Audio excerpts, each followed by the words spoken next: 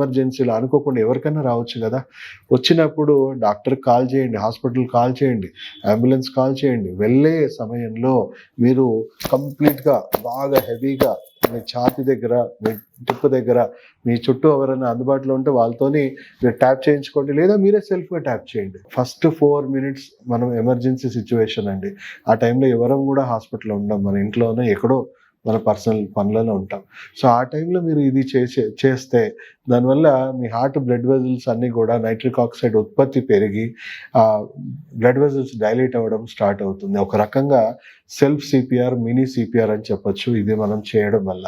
So prevention కోణంలో మీరు diet, జీవనశైలి ఇవి పాటిస్తూ నేను చెప్పినట్టు నాడీ యోగా ఫర్ హార్ట్ కేర్ ఏదైతే నేను చెప్పానో అది మీరు రెగ్యులర్గా పాటించడం వల్ల బ్లడ్ ప్రెషర్ అనేది మెయింటైన్ అవుతుంది.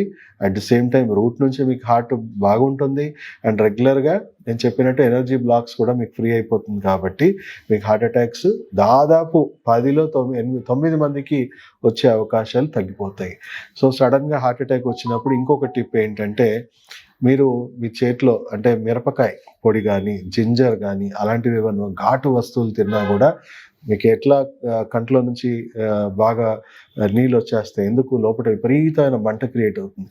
సో దానివల్ల కూడా నైట్రిక్ ఆక్సైడ్ ఉత్పత్తి పెరిగి రక్తనాళాలు న్యాచురల్గా డైలేట్ అవుతాయి. సో అలాంటిది కూడా చేయొచ్చు. ఒకవేళ అవకాశం ఉన్నప్పుడు మీరు ట్యాపింగ్ చేసుకుంటే ఎవరి దగ్గరైనా కొంత కారము, ఉల్లిపాయలు అలాంటివి తీసుకొని మీరు ఇమ్మీడియట్గా నమలేసేయండి. కచ్చపిచ్చ నమలేస్తాయి.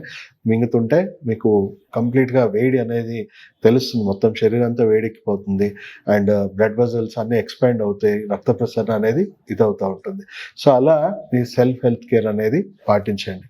సపోజ్ మీకు హార్ట్ ప్రాబ్లమ్స్ ఆల్రెడీ ఉన్నాయి, ఎలాంటి వైద్యం తీసుకుంటే మీరు పూర్తిగా మళ్ళీ బయటికి రావచ్చు? మన హార్ట్ తర్వాత సెకండ్ హార్ట్ పంపింగ్ జరిగేది మన పిక్కలలో.